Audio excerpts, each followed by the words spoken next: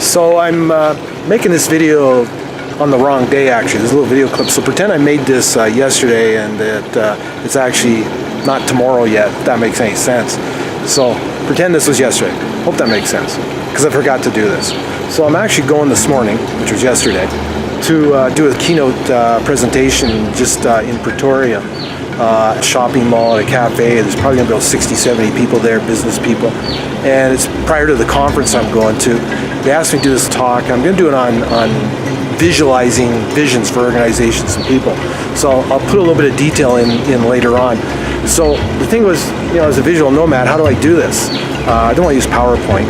So I made up 13 flip charts. I'll show you a little bit of that as well. 13 flip charts. I'm going to talk from those at the session.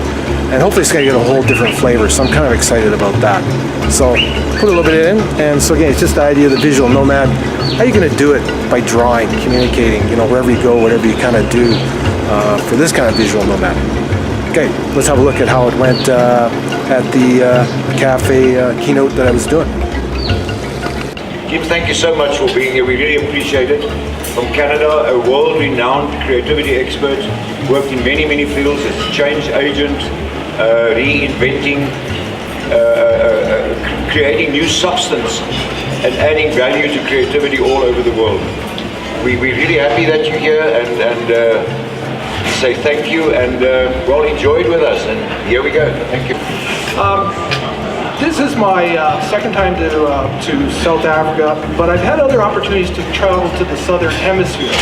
And 3 years ago, my wife and I, we had the wonderful opportunity to go to South America on a major trip down into Argentina and Chile. We went with a group of 11 people.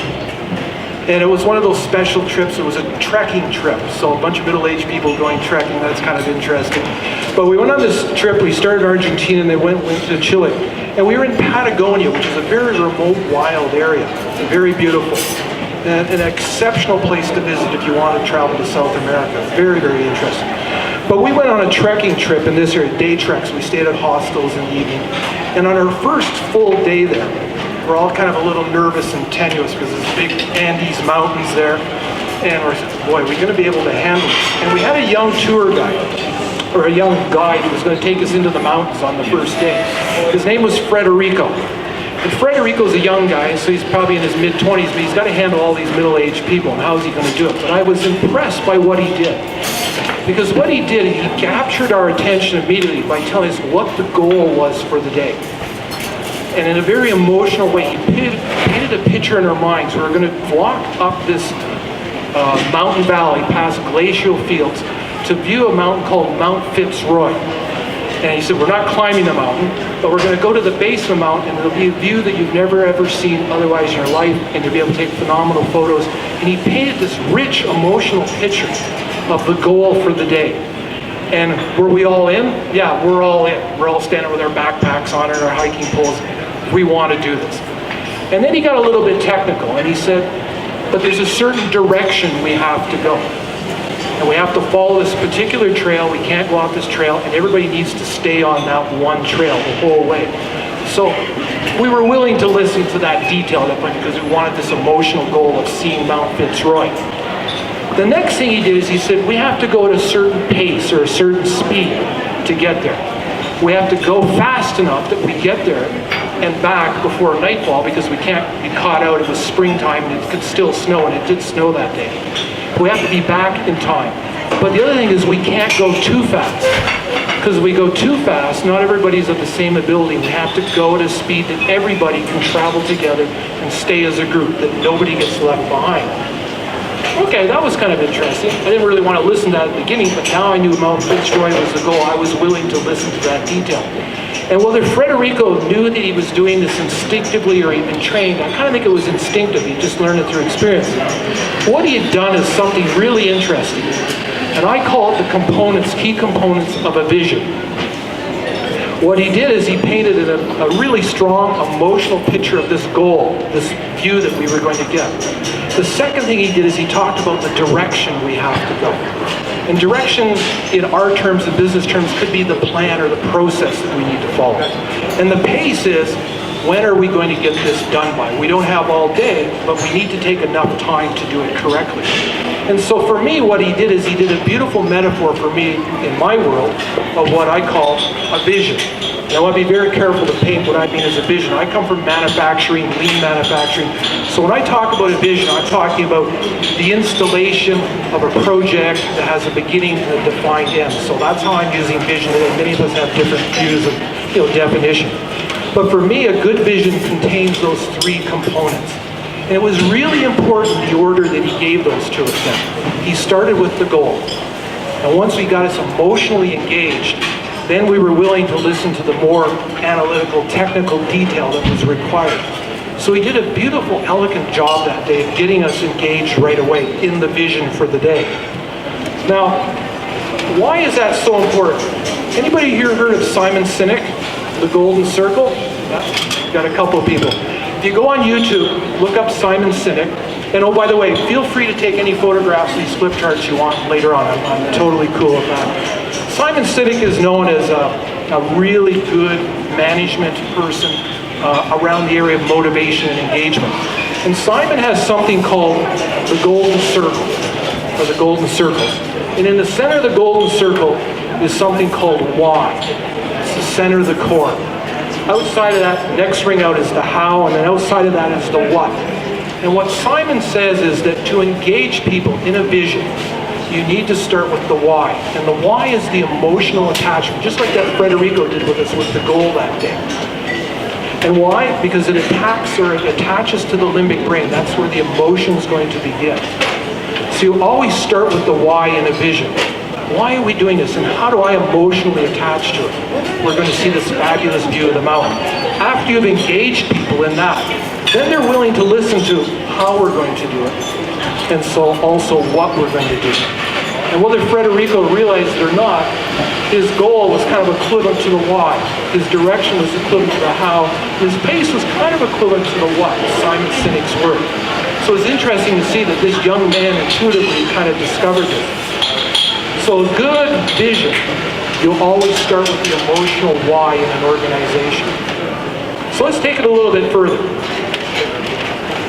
Let's say that this is an organization. We've all seen those kind of pyramids of organization. But let's imagine that this is like a ship moving forward. This pyramid, kind of flipped it down on its side. They're heading into a direction. They're going off towards some goal. But everybody in this organization needs to have a vision of what that is and have some clarity around it. Well, what happens in most organizations is that there's a bit of a chasm or a cut there between the upper management and what I call the lower part of the organization. You can have excellent management, a lot of trust in them, but there's always that small divide. It's always a little bit of us and them. It might be very narrow in some organizations. Some other organizations it's much larger. But you need to be cognizant that there's always that gap. I call this half up here mind land, and I call this heartland. These are the people that really drive the organization, and it's emotionally based. If they know why and they're emotionally attached, they will do anything for you to get something done.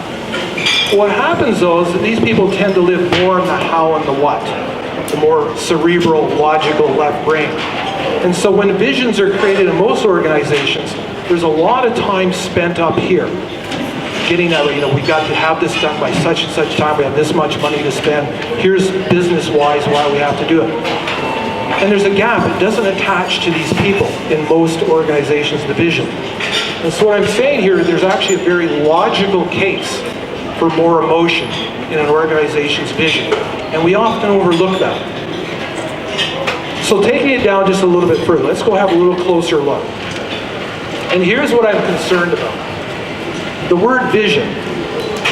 What does the word vision mean in most organizations? They say, show me your vision. What do the people show you? Words, exactly. So it's this oxymoron, my vision, yet it's words. How many people have been engaged in creating visions for organizations or have had the opportunity to work on it? A few of us have. What happens normally in an organization, a group or a committee, whatever, representatives get together from management or hopefully lower down the organization, and they will spend weeks, if not months, working and working away on every single word, wordsmithing every word, until they get it just right, and each word, is okay and not offensive to anybody. And what happens in the end? You get a sea of vanilla pudding. That vision becomes what I call vanilla pudding. It tastes okay, but it's not very exciting. It doesn't engage people. And you look at visions, you read them, it's this high, lofty language with really no great emotion in it, vanilla pudding. It becomes literally a sea of what I call words, of just blah, blah, blah. People cannot attach to those visions. It's this thing of words. So it's the how, what I like to call the how-what pudding. It's an unfortunate place to be, and a lot of organizations then don't understand why are people not engaged in their vision? Why do they not want to move forward with this? It's because you've probably got vanilla pudding as a vision. I see it over and over. A lot of people work on a vision, come back 6 weeks later, and sure enough, they've created vanilla pudding. It's okay, but not very inspiring. So let's take it down a little bit further. So up here, the higher level of the organization, we get this word pudding, literally, this blah, blah. But down here, it doesn't translate, especially when you have that gap or that chasm. There's already a gap there. Try to imagine to bridge that gap with vanilla pudding. Blah, blah, blah. It's certainly not going to engage people. You get down here, it doesn't translate because people down here, to get that start, you've got to engage that limbic brain emotion. It's critical that you do that. Really what these people want is they want